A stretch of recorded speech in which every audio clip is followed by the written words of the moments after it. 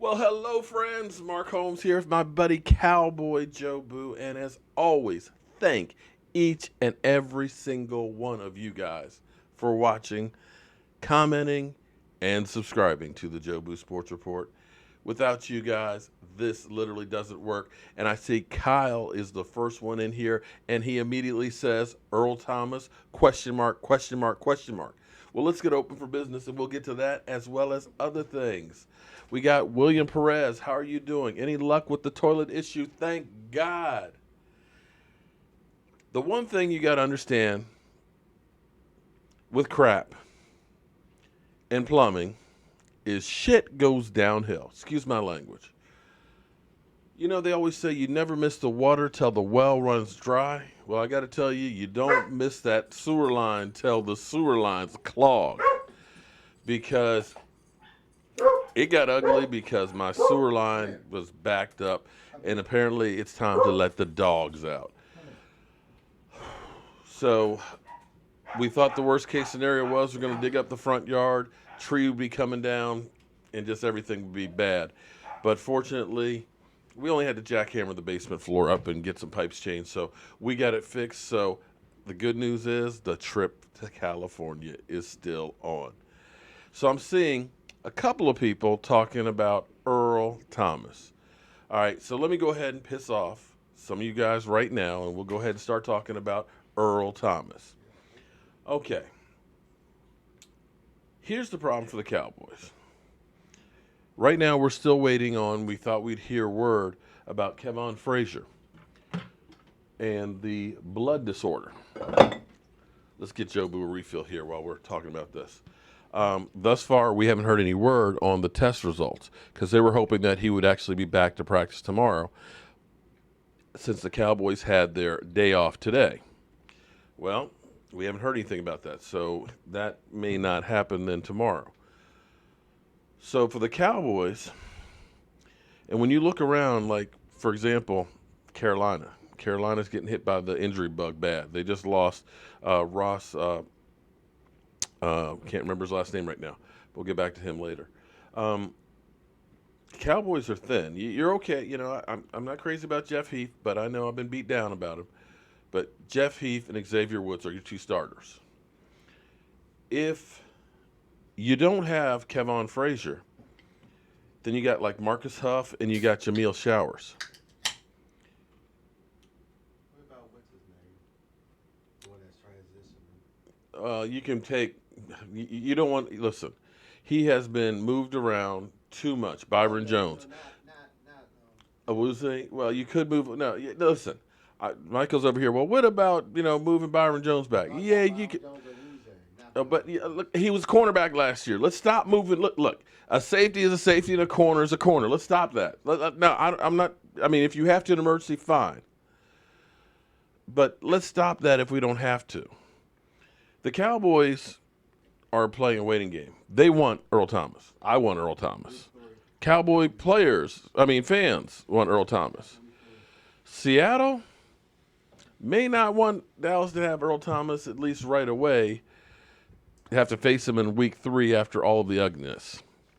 So there's that. And they still want the Cowboys to give up a king's ransom. But the Cowboys don't necessarily have to be in that big of a rush to do it. Earl Thomas is going to know the system, so that's not a problem. The younger guys out there can definitely get some more work in right now during training camp, so that's not exactly a bad thing. And with him sitting out, he's not getting any wear and tear and any chance of getting hurt. So it's a waiting game right now. Now, we'll see if it actually happens or not, but the thing Seattle is doing right now is they're actually looking to sign Dominique Rodgers-Cromartie. I know he's a cornerback, but they're trying to start plugging some holes and may start doing some moving around with the players in defensive backfield so they can start planning for life without him. Because I really don't think he's going to show up. So the question will be is, what's going to be the play? What is it going to finally take to get Earl Thomas here? I don't know. Brian Broaddus thinks a second round was offered. Seattle may figure if you're going to offer a second, we want to try and get a little more, and we'll hold you out. They're in no rush to help us out. I am David Short. I am like you. I am more than ready for the season to start. The thing you hate is you hate to see guys get hurt in preseason. And what you also hate, we need to change the name of this channel or this show to the home of the haters. Because I've got so many damn trolls that just come in here spewing hate. It's bad enough that I have to see them. Brethren, I want you to know that all your emails go to spam because that's exactly what they are. Am I going to Texans training camp as well? Dude, that whole Texas joke has run its course. Okay? And you sending me pictures of Julio Jones and stuff like that, dude, find some Atlanta Falcon fans and spread your love with them, okay? This is about the Dallas Cowboys. Damn trolls. And of course, there's Steaming Willie Beeman, and of course, everything that comes out his mouth is Dak, Dak, Dak, Dak. I'm beginning to swear that Dak Prescott must have taken a woman from him or something. It must be like Stephen A. Smith, who had a Cowboys girlfriend that dumped him. Is that what it is, Steaming Willie Beeman? Your woman left you for Dak. Is that what it is? Yeah. Why would they take T. Will if they don't want T. Will? That's the thing that's kind of amazing that fans will think that automatically you can just trade somebody. You can trade your garbage away and somebody will take it off your hands and give you a king's ransom. It doesn't work that way. Somebody was saying, let's trade David Irving. Right now, what do you really think you're going to get for David Irving? Right now, you're not getting a ham sandwich for David Irving. He showed up overweight, couldn't practice. He's dealing with all kinds of drama. He's got a 4-game suspension. He's in rehab. Yeah, teams are going to be lining up right now to go ahead and give you a king's ransom for him. It doesn't work that way. Right now, David Irving's got to get his life together and get back on the field for more than 8 games for somebody that's going to go ahead and turn around and trade a lot for him. I have hopes for him. I'm hoping between now and those 4 games that he'll get himself together. No Earl Thomas yet. No, not yet. We don't have him yet. Believe me, if we had Earl Thomas, I'd be here doing a happy dance. And you guys really don't want to see me doing a happy dance.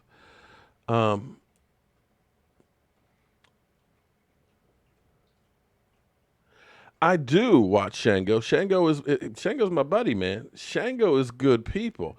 Shango and I need to do a show together, like real soon. Oh boy. Okay, so Sean Randall. Yes, they ended up showing a clip of Carson Wentz on back shoulder fades last year to him. Yes, Sean, go ahead. There you go. While I was dealing with the plumbing issue, I was home all day, and I had Undisputed on all day. I've never actually watched a whole show on that. I don't know why they call it Undisputed. It needs to be something Cowboys.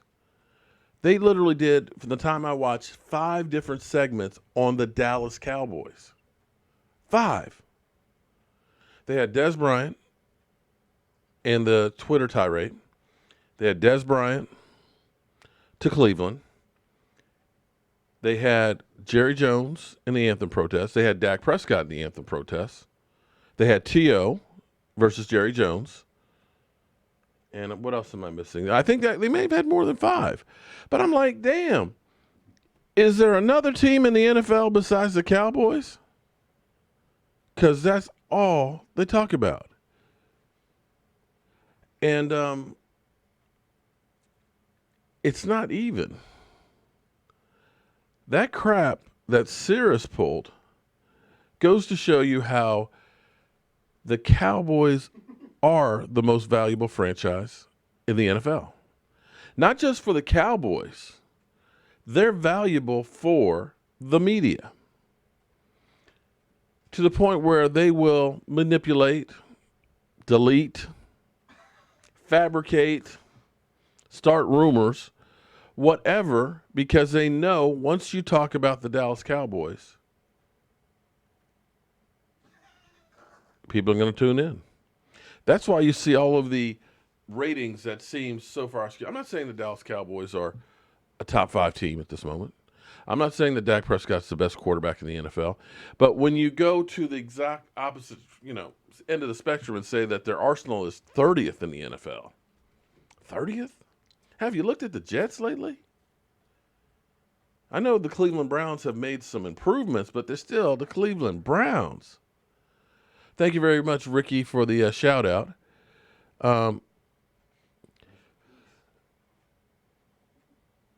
That's why we're America's team. Yeah, you're right about that. Yeah, everybody. I swear, everybody is on us. But let's forget about those guys. We spend enough time talking about the hate. The thing that I have loved so far, seeing in training camp, more than anything else, is a little bit of edginess, a little bit of anger, a little scrappiness out there. Did you see Lyle Collins and Taco kind of get into it? I love a little bit of a dust up in practice. I love for passion to get going. I love a little fight here and there. Not fight, I'm not talking about fight where you kill somebody, but just have, you push the guy a little too much in the dirt and all that, and, he feels his manhood's been challenged, so he's ready to come out and kind of swing a little bit, and then they get back at it. It brings out the dog, that fight in there. I love that. Because let's face it, football is war. And if you don't have that hate, that passion where you want to just demoralize the guy, that you want to pound him into submission, you need to find another career. So you see Lyle Collins, and then boom. You see Travis Fredcake pancaking a guy. You see cornerbacks pushing wide receivers out of bounds. Now, I don't want to get anybody hurt. But I want to see aggressive play. And I love that. If we can just continue, keep fighting at it, keep pumping it up, get that hunger, that anger, this team's going to do something, regardless of what the talking heads will tell you. This team is going to come out here and kick some people's teeth in. I think they've gotten to the point where they've heard enough people saying that y'all are dog doo-doo. Your receivers are nobodies. And I see Rude 3603 is asking my stance on the national anthem. And like Dak Prescott, Zeke Elliott, and everybody else, it's a no-win situation. But here's my stance. And I've said this a couple times, so if you go back, you'll see in my videos exactly what I said. We're at the point of the anthem protests did what they're supposed to do. It got awareness. It started a conversation. The NFL got together last year with players. Demario Davis was one of those. Malcolm Jenkins was one of those. And they talked about trying to actually do things to make a difference. Because you want to solve the anthem protests, solve some of the injustice in the world. Get it so it's a fair table for everybody. It's not about the military. And shout out to everybody who's in the military for everything that you've done for our country. And it's not about all policemen, because there's some damn good ones. I've had some ones that have saved my ass. I've had some other ones that I thought were going to take my life. But like doctors, there's good ones, there's bad ones. If you're a bad doctor, you should be sued and lose your license. There's bad cooks and good cooks. And if you can't cook, you should be fired. So the protests have begun a process. We know about it. There's no win with the players kneeling at this point. Okay? Because this is what I get on both sides. I'm getting, you're supporting that racist ass team. or I'm getting you're un-American. What the NFL should do is make a statement of we're supporting the cause before the anthem or after the anthem. Moment of silence, solidarity. Maybe it's kneeling like the Cowboys did before the national anthem. Do work in the community because it's not about just bringing awareness. Now you got the attention. What are you going to do about it? What can we do collectively to make it better? That's where it needs to go. Outreach, understanding, conversations. That's the only way it's going to be a win for everybody. Just talking about it, if it doesn't change anything, it doesn't do anything. So that's my stance on it. Now, as far as everybody who's calling Dak Prescott is cooning for Jerry Jones, what would you like him to do? Take a knee? Be unemployed? How can he make a difference unemployed? What is Kaepernick doing now to make a difference? Eric Reed, Kenny Vaccaro. It's a no-win situation. You know, Joe, I have to agree with you about the Eagle fans being bandwagon fans because there weren't many Eagle fans other than Tom Donnelly. And I got to be honest, Tom doesn't come on here that much anymore before the Eagles won the Super Bowl. Now I see fly, Eagles, fly all over the place. Now, I'm interested to see if the normal thing that happens where a team does really good and they come back to earth and start losing some games, if they will still be in here talking about fly, Eagles, fly, or if they're going to be like cockroaches when the lights come on and run away. Then we'll find out if they're bandwagon fans or real fans or not.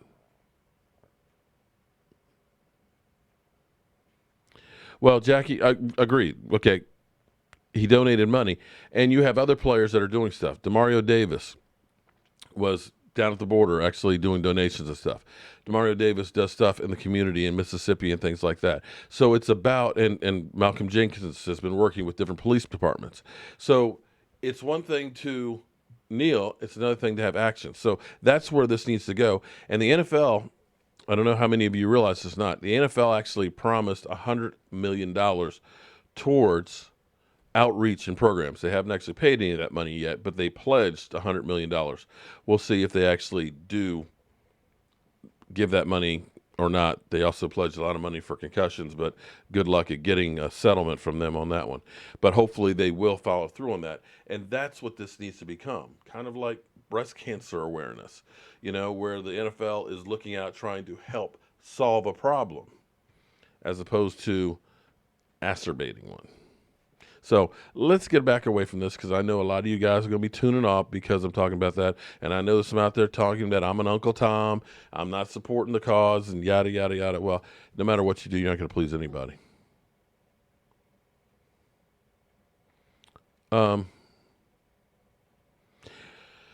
Well,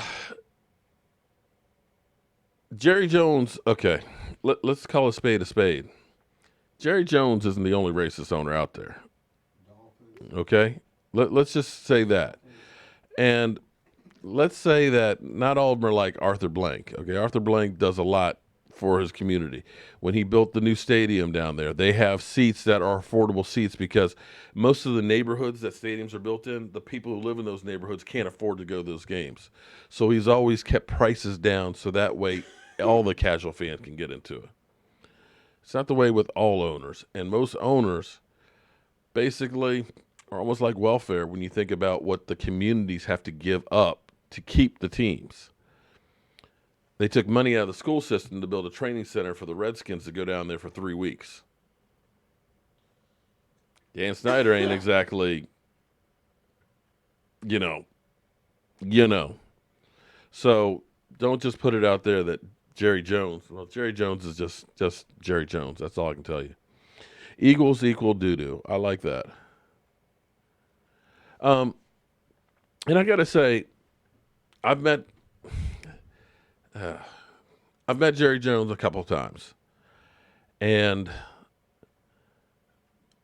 he's always a nice guy, friendly, carried on a conversation. I'm a nobody.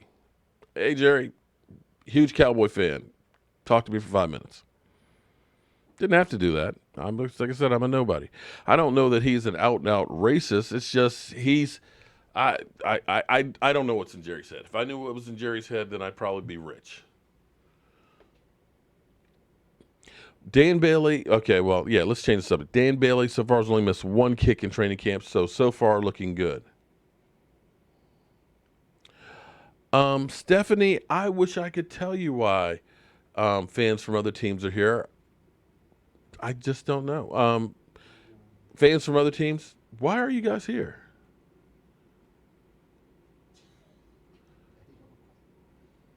You live next to Jerry Jones? You must have some money.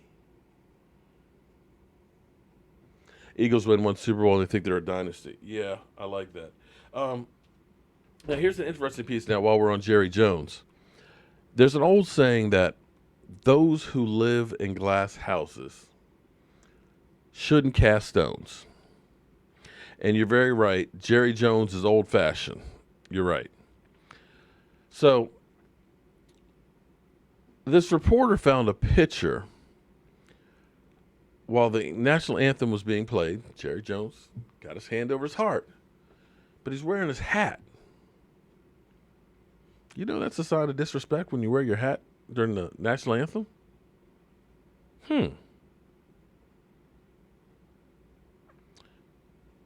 Jobu is a jobber? What? That's a what? That's a professional wrestling term, a job. That's what somebody's name is. Jobu is a jobber. Willie Stephen Beeman, we may agree on something. He may be senile. Oh, Sandman, that's wrong. Haters need to get a life. I don't think Jerry's a racist. I just think he's just really radically insensitive, racially insensitive. That could be.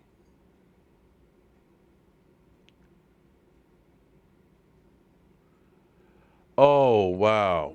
We have the dumbass comment of the day right now. The Eagles are the big brother now and will be for a long time. Eagles number 2 in the division at best. Wow. You know, I remember when the New York stinking Giants won their last playoff game, which was the Super Bowl. Do you guys remember that? Beating New England for the second time for the Super Bowl.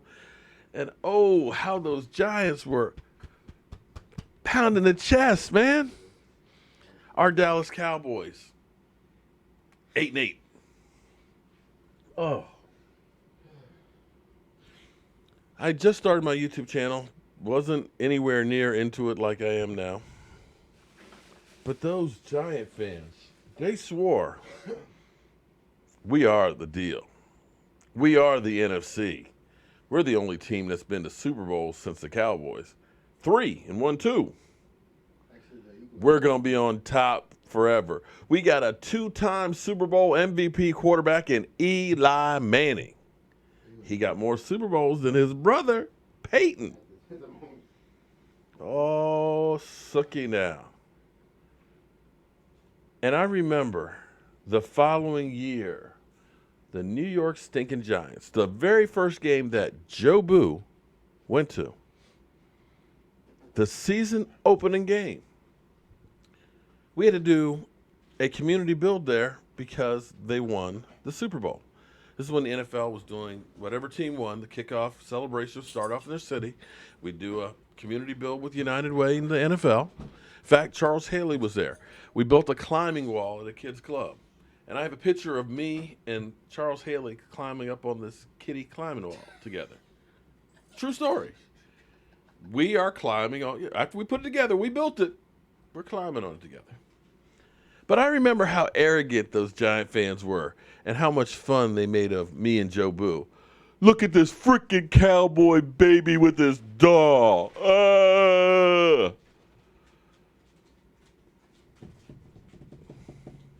You know what happened that night? Cowboys won. Ruined the Super Bowl party. Now, I know you guys say I've got stuff from other teams around. Somewhere in here, actually, yeah, this was actually, I don't know if you guys can see this right here. This is actually on my Facebook profile and has been since that game. See, this was one of those nights, and I remember this like, oh man, like yesterday. Tony Romo had a Tony Ono and threw an interception. And that should have been a pick six. But Tyron Smith chased the guy down, stopped him on the 3-yard line. Unbelievably. The guy should have been in. Our Dallas Cowboys defense stopped him 3 downs right there on the goal line. They manned the F up. I was sitting there in the end zone, about 10 rows up with Joe Boo. And some people started to look because I was standing up saying, Mojo, Mojo, Mojo, Mojo, Mojo.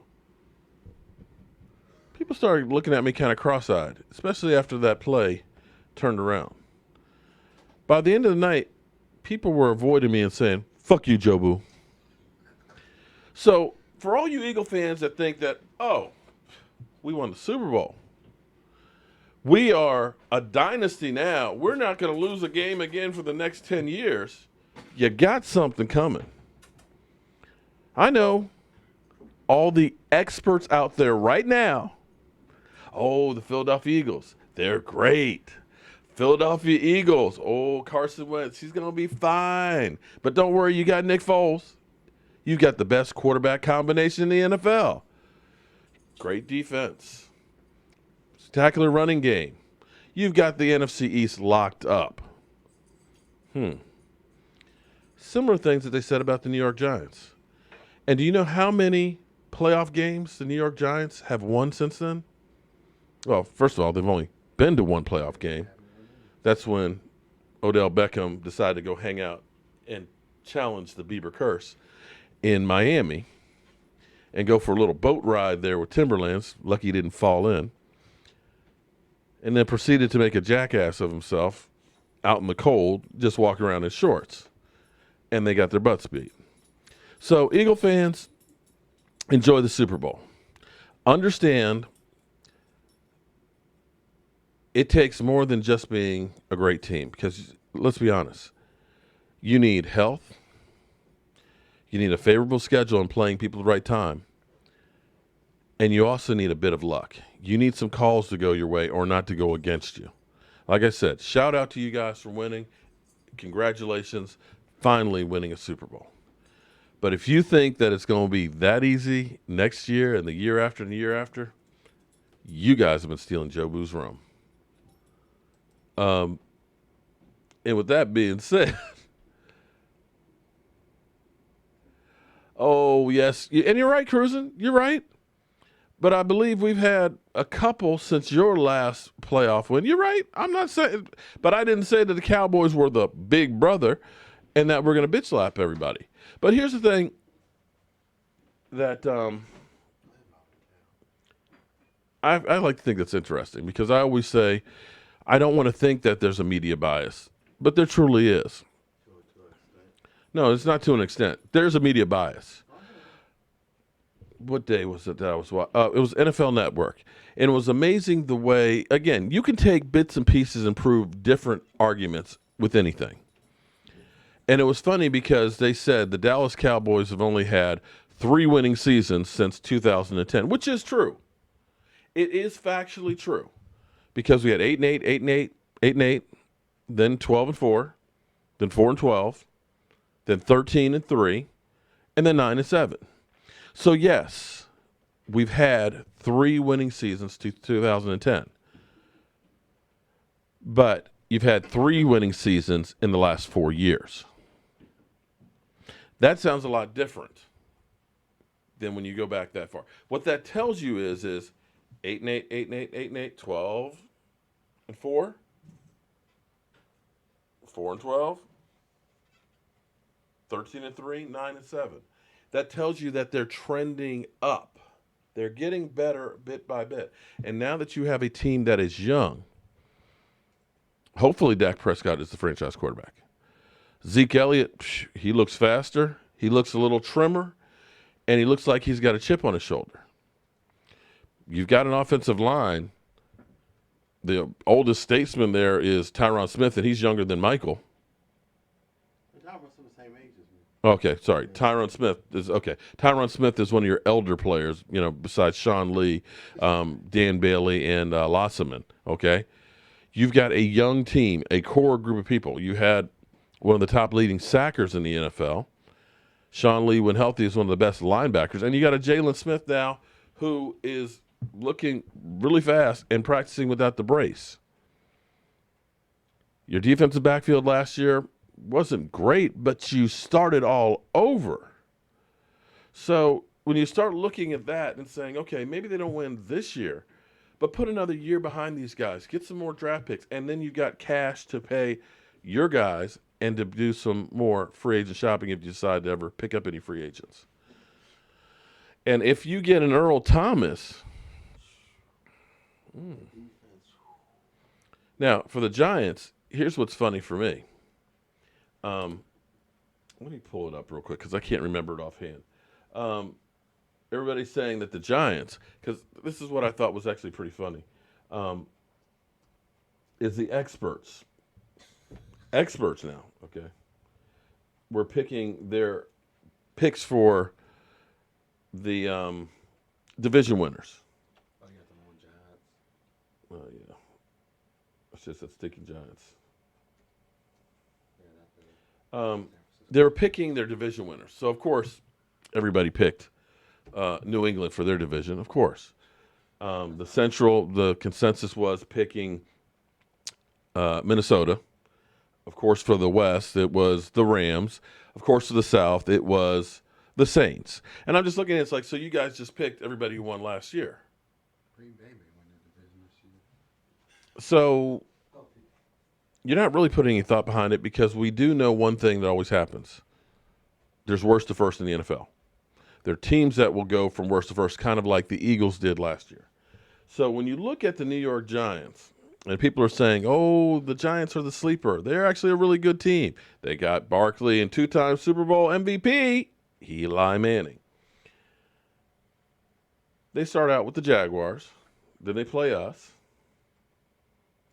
This schedule of theirs, I mean, you would have thought this was the Cowboys. Then they play the Texans. Then they play the Saints. Then they play the Panthers. Then they play the Eagles. Then they play the Falcons. And they play the Redskins. How many wins do you think the Giants are going to win on that? 2. That is brutal. I don't care if you're the Philadelphia Eagles. If that's the first 8 games of the season, you ain't winning that many of them. That is hell. Division games are always toss-ups. Even with the Redskins. But you got to play the Jaguars? 4 Pro Bowlers on the defensive line against Eli Manning and that offensive line? Woo. The Texans with a quarterback? The Saints? Drew Brees? Who's thinking, I want to win a Super Bowl this year and then I'll retire? The Panthers, although the Panthers are a little nicked up already, but still, the Panthers. The Eagles, and I talk trash about the Eagles, but the Eagles are a good team. Don't get it twisted. Believe me. I know you guys are a good team, but I'm telling you, in the NFL, shit happens. And then the Falcons, and I know Brethren's going to say, yeah, see, he thinks the Falcons are a good team. Well, you are a good team, but you just have a choker for a quarterback. And then the Redskins, who are always a division game, are tough. How you see them win a division? That's hell. And for the Eagles, last year, let's be honest, Eagles. Let's be honest. You had kind of an easy schedule there last year.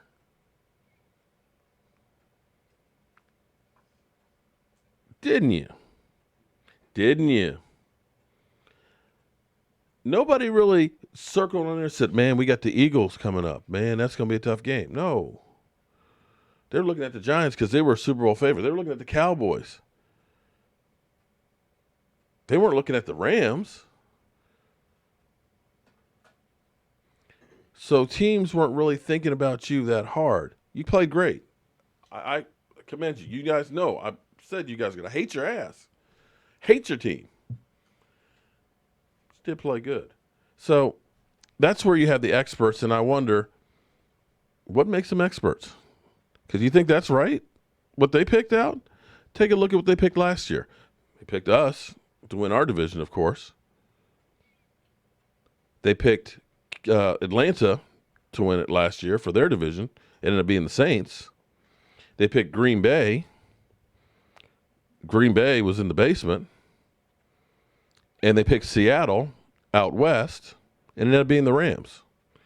So all four of the NFC teams that they picked, none of them were right. So why are they experts again?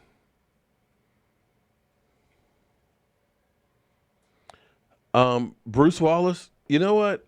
I got to be honest with you. Barkley, I don't want to put it out there. I think he's going to be a bust. I'm just saying, the fact that he got that guaranteed contract, there's so much hype on him that they've already got him rated as one of the best players out. Hasn't busted a grape in the NFL yet. Hasn't had a preseason game. Already got guaranteed money, making more money than guys that have been out there busting their ass. I'm sorry. That's going to be one I think backfires on the Giants. Oh, Eric, the Giants won 11 to 12 games. Wow. Wow. Stop, Mark. Why? I see all of the you've got a couple games that'll be harder than we play. Come on now. Okay, let me go back to my argument real quick.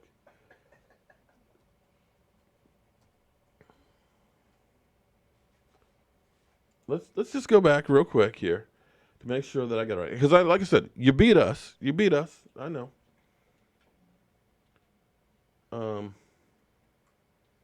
First, God, I hate seeing that first in the division. Ugh. God, that last year hurt. The fact that last year I went to Dallas and had to see you kick our ass, that hurt. I want some revenge. Okay, so you beat the Redskins. Okay, all right. We beat the Redskins the last 4 times. Okay. You lost to the Chiefs. Then you played the Giants, and 27-24 you won. You had a dogfight with the Chargers, 26-24. Then you played the Cardinals. Okay, the Cardinals sucked last year. They didn't have a quarterback. You beat the Panthers by 5. Then you had the Redskins. Then you had the 49ers. And not the Jimmy Garoppolo 49ers. You got the Broncos. You kicked our ass. I remember that beating well. But then you had the Bears. You lost to the Seahawks. You had a shootout against the Rams. You had a shootout with the Giants. I mean, the Giants scoring 29 points from a team that only averages like under 20 for the last 4 years. You just got by the Raiders, and then, of course, you had everybody out to lunch on there. That wasn't exactly that tough of a schedule. Let's be honest now. Like I said, you won 13. We did the same thing the year before. I'll admit it. We had a cake schedule in 2016 in comparison to what we had last year. I'm not dissing you because a win is a win. But now you've got a much tougher schedule this year. You have 2 division leaders that we won't have to play, which will make it a little tougher. So you've got the Falcons off the bat. You got the Buccaneers. Okay, all right, well, no Jameis Winston, but he might not even start when he comes back. You got the Colts, which Colts will be a little bit better with Andrew Luck. You got the Titans. That won't be an easy one. Then you got the Vikings. You got the Giants, which, of course, is always a division match, and you were still kind of close in those last ones. Then you got the Panthers. You got the Jaguars. That ain't exactly the easiest of schedules there. You've got 5 playoff teams in the first 8 games. You think that's a cake schedule? Falcons in the playoffs last year, Titans were in the playoffs, Vikings in the playoffs, Panthers in the playoffs, and the Jaguars in the playoffs. That ain't easy. The Colts will be improved. The Buccaneers, well, that's really about the only easy one. But the Giants should be better than what they were last year. The second half of the season gets a little bit better after the bye week. You got us, but you still have the Saints.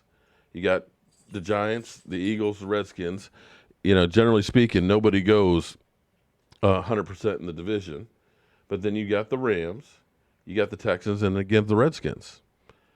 Not the worst schedule in the world, but that ain't exactly a cakewalk like you had the year before. So, like I said, we'll see what happens. Carson Wentz is practicing, but do you think he's going to be ready for the first week?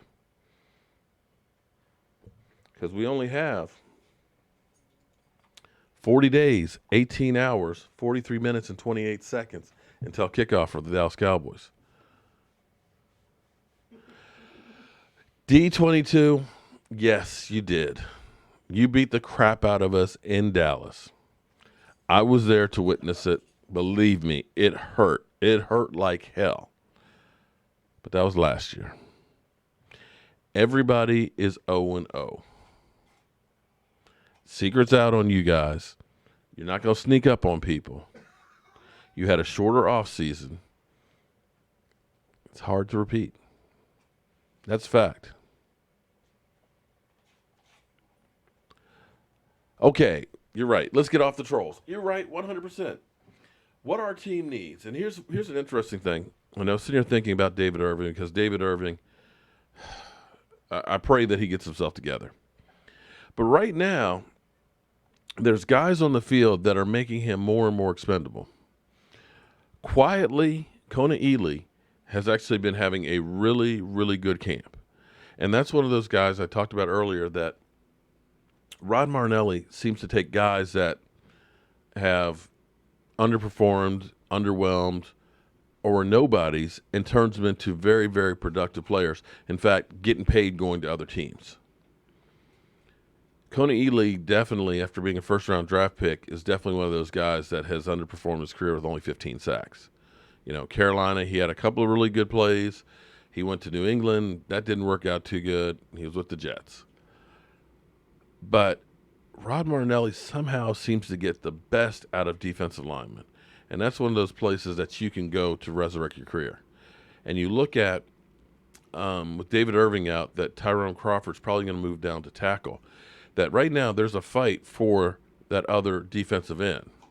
You've got, thank you very much, Aaron Ball. I appreciate that super chat. You've got Randy Gregory, who they're bringing along slowly, but he's got these natural instincts, and he's kind of like a cobra that can just recoil and has real good quickness. Now, hasn't played, only got 300-some snaps in his career, 1 sack. But you look at him as a guy who is going to be able to be part of that rotation, who will get his chance and stuff. So now you got Kona Ely, who has been actually looking pretty good. Another guy that's been doing pretty good, they're calling him Dr. J right now, Jahide Ward. And you're getting these guys in here in the mix that are getting hungry, that are working hard. And you start to get them collected. You start to get them rolling, and you start to get them in there to the point where you're going to start getting sacks like crazy. So as you start getting this camaraderie, because David Irving is probably not going to be in training camp. You won't see David Irving until after week 4, if at all. And if it ends up being that these guys who are actually playing really, really good, like I said, you saw Taco against Lyle Collins out there, putting some pressure and stuff on there, taxing each other out. He starts getting some moves. You get a Ward that starts doing some things. You start getting Ely doing some things along with our other guys. Even Topper has been looking pretty good. Now, again, it's only practice. We haven't got any preseason games and things like that, but that's a start. You're going to see those guys doing well. And if we can get a lights-out pass rush, it's going to bode well for this team. For this team to make that Super Bowl, I believe we've had enough offense over the years to be a Super Bowl team. but it's the defense that just hasn't had enough oomph to get us over the hump. You know, you looked at us in the playoffs with frickin' Aaron Rodgers. God, I hate that guy. God, I hate Eli Manning. Excuse me, Aaron Rodgers. Matt, I had not sent it out. I'm sorry. They're still sitting here. I don't have a box that's big enough to put them in there, and I don't know where to get one, and I've just been kind of crazy about it. Matt, text me this evening. I can send you the shirt without the frame that it goes in because I got those kind of packages, but I don't have boxes. I've been to the post office trying to get the package ship ones, and it's like either because they're 13 by 14 for the frames, it's like boxes that are this tall, and trying to put that in there is just I'm sorry, it's just been crazy trying to get stuff together. So don't shoot me. I still have it. It's still over there, and I'll get it out to you.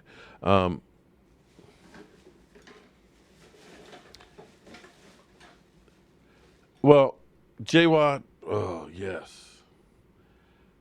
Yes, your team was deeper. Yes, you played really, really well last year. Jeez, oh, flip. Why don't you go over and find some other bird brains to go hang out with? We don't want to hear it over here. But, yeah, damn those Packers. But that's been our problem with this team is we haven't had that pass rush enough to get an Aaron Rodgers. Or we haven't had the safety that could go over there and cover the guy on the last play. And you look at our team. Teams always have an identity. The Cowboys' identity has always been running the football and great defense. 70s, doomsday defense, Captain America, a little unconventional quarterback at the time, great offense, and of course, Tony Dorsett. The 90s, great defense, my boy Charles Haley. Number one ranked defense. And that's what's always lost. Everybody always talks about Troy Aikman's a top 10 quarterback of all time. Thank you, Mago Rage. Appreciate the super chat. Definitely going to help out getting to training camp and stuff because, you know, I just got my Mevo camera going again. Yay! We're going to be actually live streaming from camp. So that's going to be real fun. I'm a troll. I don't go on anybody's channel talking smack about this is a Dallas Cowboy channel. I'm talking to what I think are Cowboy fans. Who am I trolling? All the trolls.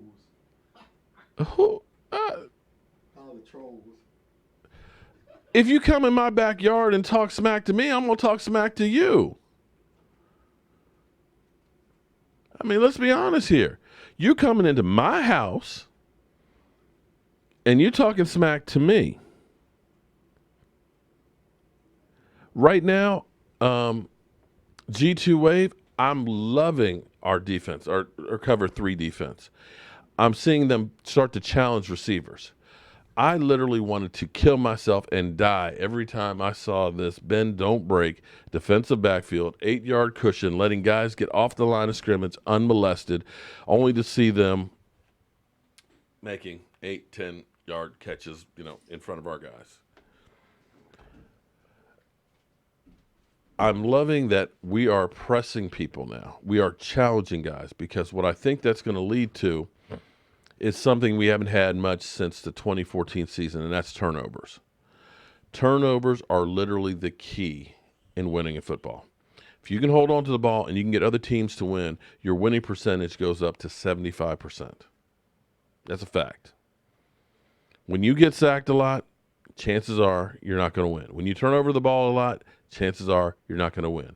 If our defensive line can get that pass rush and we sack people on a regular, if our defensive backs can get wide receivers off of their routes and make a few interceptions more than what we've been getting, that's going to bode well for us to do well. That, plain and simple, has been the nutshell of one of the reasons why. Can you fire your dad? Okay. Oh, yeah, I got to go back to that comment. Oh, let me get the cursor back over here.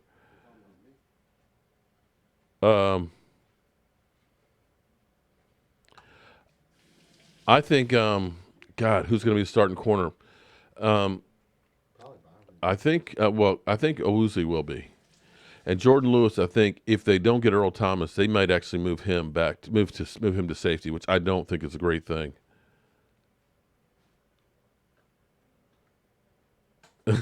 Stephen will beam in. If you don't like the discussion, go have a cheesesteak, a Coke, and shut the F up, dude. I like that. I miss. Oh, Michael, can you please fire up your dad? Why do I need to be fired up? What you want me to? We haven't even. We have. I gotta save that juice for the regular season, guys. But you have more enthusiasm than me in most videos. I mean, seriously. I mean, I want to save some of that juice for when we have games. Now we are just in 4 practices. Michael was not. He tried out for football, but he didn't like getting hit in the head too much. Unlike me, I enjoy. I did play flag football. Oh, he played. For 2 Yeah, years in college. yeah, he played flag football, but no, he wasn't. I ran track. I played football. Like I said, it's one of the reasons why I forget things. Brain damage. It's part of the reason why I've got a bad back and I'm missing pieces of my knee. But football taught me a lot. Amen, Jackie. Amen. Jobu is a Cowboys curse. Well, is he? No. Is he Jobu a jobber? 2013. That was the end of the 8-8 season. So since Jobu's been around, 3 of the 5 seasons is it 3? Yeah, 3 of the 5 seasons they've had winning records. Before Jobu, not so much. But if you believe that he has that power all over the Cowboys, then I don't want to get rid of him. It might be bad luck for me.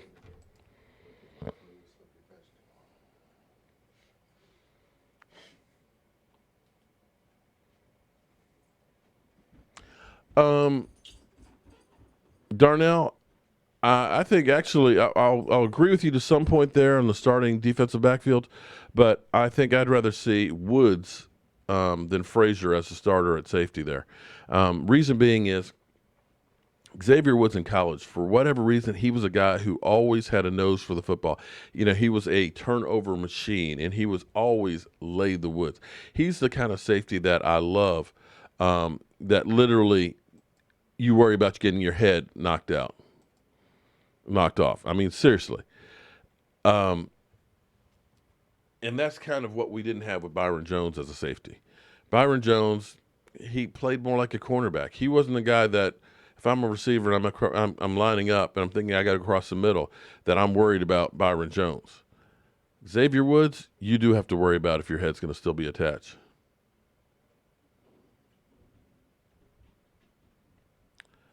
Oh, steaming Willie beaming. Good.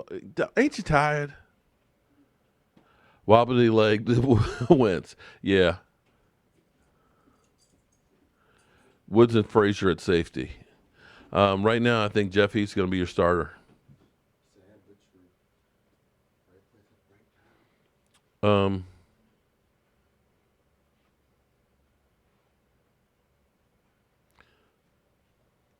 Retired troll, you will get back-to-back seasons. Okay, 500. Okay.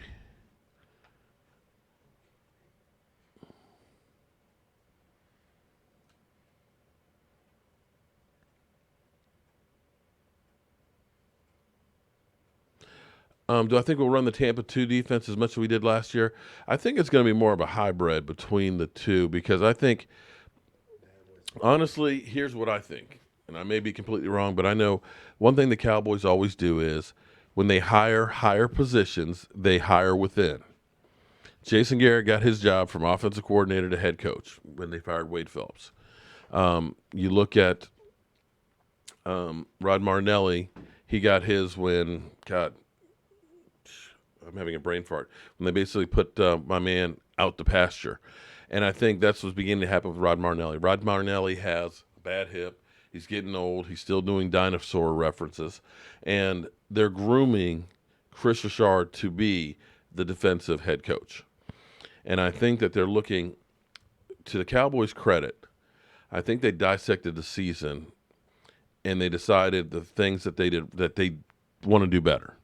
One was the bend, don't break mentality on defense. Yeah, we're not giving up a whole lot of yards, but we're not getting those turnovers, which are game changers. And that's why I think they were fortunate enough to get a Chris Richard, who's going to be more aggressive with the defensive backfield, who is going to take more chances, challenge receivers, and make a difference.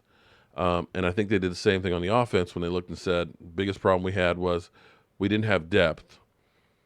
Our offense seems to be very predictable, so we're looking at making some changes. And we haven't really touched on Scott Linehan, but I think Scott Linehan is right now in the crosshairs of being the fall guy.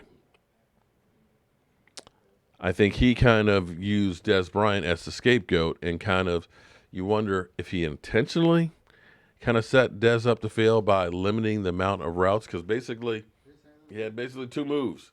So cornerbacks knew it's going to be one of two things with Dez Bryant. He's not moving around. He's going to be here or he's going to be here. That's it. And when you limit it to that, you make the defense's job real easy. So you're seeing right now the Cowboys all of a sudden sound a lot more creative. They may have looked at the Eagles playbook, shout out to you Eagles, and said, well, the Eagles, they kind of were unpredictable. They ran the ball great, but then they also did some flash and dash. And so the Cowboys now are trying to change things up. Go to 4 wide receivers. Put Hearns in the slot, Have Austin out the backfield. Instead of having Zeke Elliott and then Alfred Morris, that we've got a change of pace back. So I think Scott Linehan right now is, if the Cowboys offense fails, he will be the guy that goes and not Jason Garrett. And I think they're setting it up that way, that he is isolated. It is Scott Linehan. So we'll see how that works. Yes, Justin, I like Woods too. But one thing you can never have too much of is defensive backs. If you can add an Earl Thomas, a Pro Bowler, a future Hall of Famer, to your team and it not wreck your salary cap and your team chemistry, you do that. Understand that guys are going to get hurt. And if one of those guys, let's say Woods gets hurt. Let's say Woods and Heath both get hurt. What are we going to do? What are we going to do? And that's where you have to start looking at it. You got to say, okay, I got a pass rush. I got an offensive line. I got a running game. But if we're soft up the middle, teams will pick us apart. Because here's what the Rams ended up doing. NFL teams will find your weakness and they'll exploit it. In the second half of the Rams game, what the Rams realized was without Sean Lee there, the Cowboys are vulnerable at linebacker. Jalen Smith cannot change direction. So what did they do? Todd Gurley going across the middle, slants left and right. And he literally ate him up, because you'd see Jalen Smith plant, and it just was a no-go. If we end up having nobody there at safety, that's going to be our weak spot. And that's what they will attack. So we have covered up a lot of holes, a lot of deficits that the team has, but you don't want to be a hole at safety. And I got to be honest with you, it's been a long, long, long time since we've had a great safety. So with that being said, guys, it is 10 o'clock. The time has flown by, and it's been great being here. It's great to know that I can go ahead and go to the bathroom and flush, and whoosh, whoosh, it'll go bye-bye. The day after tomorrow, I'll be hopping on that jet airliner heading to California, and I will be at training camp on Thursday with my Mevo camera, and we'll be broadcasting live, unless they don't allow me to, from training camp. So, as always, I want to thank you guys for watching, commenting, subscribing, and making the Joe Boost Sports Report all that it is. And everybody who's out there in the military listening right now, I appreciate you listening, but I more appreciate the fact that you are keeping our country safe. Everybody, be safe out there, and I will see you guys broadcasting live from training camp on Thursday. Have a great night.